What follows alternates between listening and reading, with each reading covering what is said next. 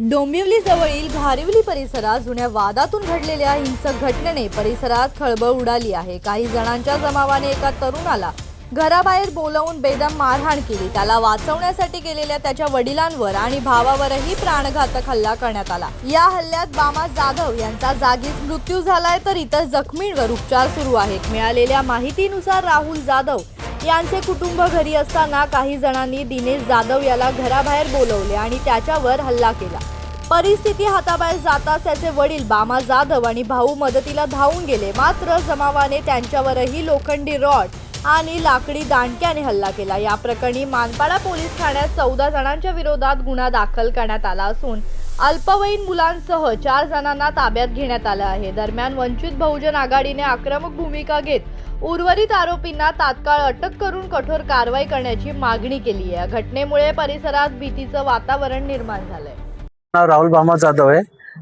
ही घटना काल रात्री 28 तारखेला 11:30 ते 12च्या दरम्यान घडलेली आहे। माझ्या भावाला साहिल जाधव नावाच्या पोराने फोन करून बाहेर बोलवून घेतलं आणि त्या पोरासोबत 10 ते 12 जण मारेकरी त्याच्यासोबत होते। जसा भाऊ बाहेर गेला तसं त्या भावाला त्याने बेदम मारहाण केली। कसं तरी भाऊ माझा जीव वाचून घरी आल्यानंतर त्यांनी घडलेला प्रकार सांगितल्यानंतर काय घडलं आणि काय नाही नेमकं बघण्यासाठी मी, माझे वडील, माझे बाजूला राहतात ते काका काकी आणि भाऊ असे आम्ही बाहेर निघालो। समोर बघितलं तर ते मारेकरांच्या हातामध्ये लोखंडी रोड होते आणि मोठे मोठे दांडके होते, जेणेकरून ते एक प्रकारे काहीतरी प्लॅन करून आले होते ते भावाच्या याला मारण्याच्या हेतूने। जर आम्ही त्यांना ते गोष्ट काहीतरी समजवण्याच्या हेतूने गेलो तर आम्हाला पण मारहाण त्यांनी केली।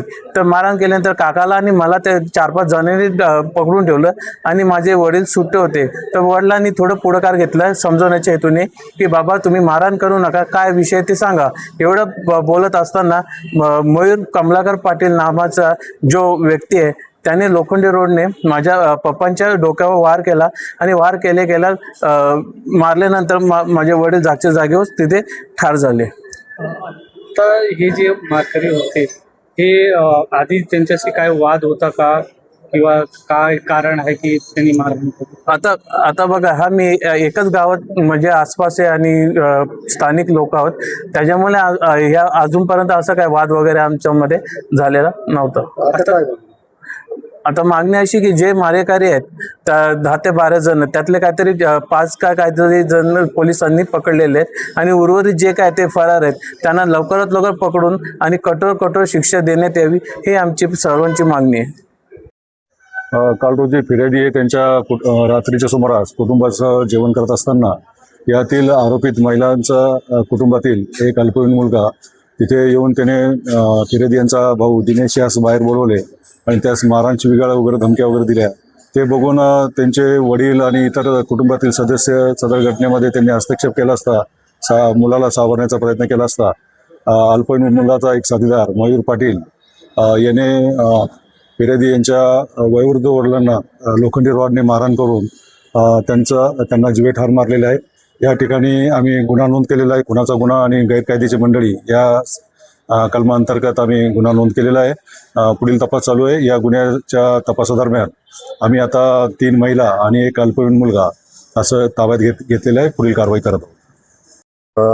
सर्वप्रथम आहे ना, मी आपल्याला सांगू इच्छितो की वंचित बहुजन आघाडीचे आमचे कल्याण डोंबिवली जिल्हा संघटक म्हणून काम करणारे राहुल जाधव यांच्या घरी तो प्रकार घडलेला आहे आणि काल रात्री म्हणजे 28 तारखेला तो प्रकार घडलेला आहे। 11 ते 12च्या दरम्यान काही 12 ते 15 जणांच्या जमावाने त्यांच्या घरावरती हल्ला केला। त्या हल्ल्यामध्ये त्यांच्या वडिलाला रॉडनी इथे डोक्याला मारहाण झाली आणि त्याच्यामध्ये त्यांचा मृत्यू झालेला आहे, अशी ती घटना आहे।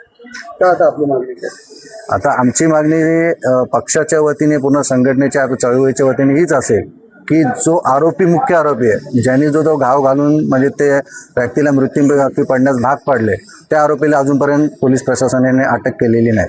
तर आम्ही पोलीस प्रशासनाला एक 12 तासाचा अल्टिमेटम देत आहोत। त्या 12 तासामध्ये जर त्या मुख्य आरोपीला अटक झाली नाही तर आम्ही पोलीस प्रशासनाच्या ACP कार्यालयासमोर आम्ही ठिय्या मांडून बसणार आहोत आणि एक आंदोलक भूमिका पोलीस प्रशासनाच्या विरोधात घेणार आहोत। ब्युरो रिपोर्ट, जनशक्ती, कल्याण।